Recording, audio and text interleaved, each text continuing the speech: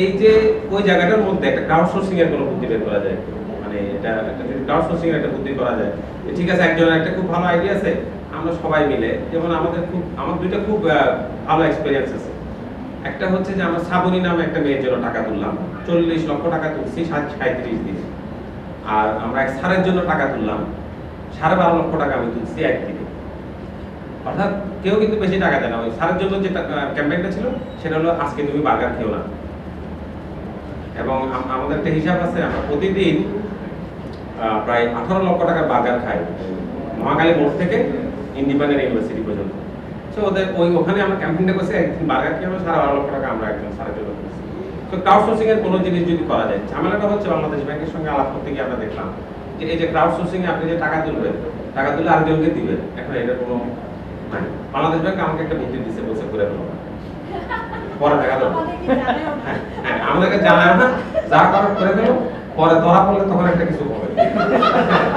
তো সেটার বেসিসে হয়তো আমরা একটা কিছু করে ফেলবো, ছোট একটা পাইলট করা যাবে, যেটা খুব ইম্পর্টেন্ট। আপনারা যেটা বলছেন, আপনি একটা দেখেন মাইক্রো ফিন্যান্স পাওয়ার মানে প্রতিষ্ঠান আছে, টাকাটা পাইতে পারে 25 লাখ টাকার বেশি ভেঞ্চার ক্যাপিটাল যারা এখন আসছে, 4টা ভেঞ্চার ক্যাপিটাল, কেউ 25 লাখ টাকার নিচে ইনভেস্ট করে।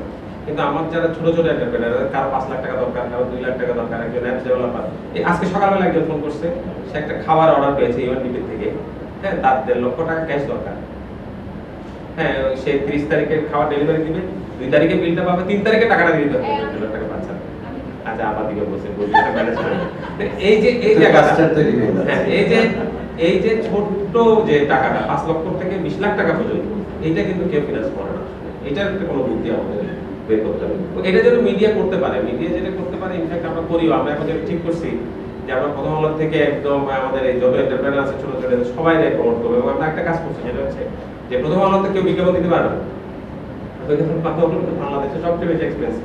আমরা এখন একটা বুদ্ধি বের করছি যে 5,000 টাকা আমরা শেষ করি ওখানে, তাহলে আর দুটো আছে, আমি একটা দিতে পারি। ওখানে একজন হাত তুলেছে। জি, লাভজনক একটা কাজ হবে, মার্কেটিংটা হবেই ওইভাবে যে this will create your business, এইটাকে ওনাদের মাইন্ডের মধ্যে আনতে হবে। আমরা কিন্তু তাই করি, আমরা সারাক্ষণ করি ক্লাস্টার ইউনিটের মেথড, কিন্তু মার্কেটিং ওয়েতে চিন্তা করতে হবে। ইনোভেশন ইজ নট, যেহেতু আমি ইকোনমিক্সের ছাত্রী, আমি ডিমান্ড এন্ড সাপ্লাই অলওয়েজ বুঝবো, তাই সেজন্য এটা অবশ্যই ডিমান্ড ওরিয়েন্টেড হতে হবে, just not innovation. Removing barriers, যেটা নিয়ে আপনি বলেছেন যে কাজ শুরু হয়ে গেছে সরকার, তো এটাকে আরো জোরদার করা, ভিজিবল করা এবং প্রাইভেট সেক্টরকে ইনভলভ করা। যেমন এক সময় মনে আছে যে কেয়ারটেকার গভর্নমেন্টের সময় কিন্তু রেগুলেটরি রিফর্মস কমিশন হয়েছিল, ওখানে কিন্তু প্রাইভেট সেক্টরের জোরালো বক্তব্য ছিল, ওরকম কিছু করা। মিডিয়ার জন্য মুনির ভাই obviously will take some ideas from here, যাতে করে এই যে রিস্ক ফাইন্যান্সিং এবং শুধু যে ছেলেটা বা মেয়েটা পড়াশোনা করে না তাকে শুধু রিস্ক ফাইন্যান্স করবো সেটা না, বরঞ্চ যারা আসলে সেই ফাইন্যান্সটা নিয়ে কাজে লাগাতে পারবে সেরকম একটা কালচার করে তোলা। জামান ভাইয়ের হয়তো চ্যালেঞ্জ থাকবে যে আপনি আইসিটি মিনিস্ট্রির সাথে কাজ করছেন, এবং আইসিটি মিনিস্ট্রিতে কিন্তু এখন অনেক ধরনের ইনোভেশন হচ্ছে, টাকা হচ্ছে 5 টাকা বছর না, এবং 5 বছর আগে যে ডিজাইন সেটা নিয়ে কাজ করতে হবে কিন্তু না। So projects are being designed and implemented on the same day, কাজে প্রচুর ইনোভেশনের সুযোগ আছে। তো আমরা আজকে যেগুলো আলাপ করলাম সেরকম যদি ক্লাস্টার সাপোর্ট চিন্তা করা যায়, maybe you can convince the right people, যারা প্রাইভেট সেক্টর, একাডেমিয়া এবং গভর্নমেন্ট, তাহলে হয়তো একটা গ্যাদারিং থেকে ক্লাস্টার বেরিয়ে আসবে।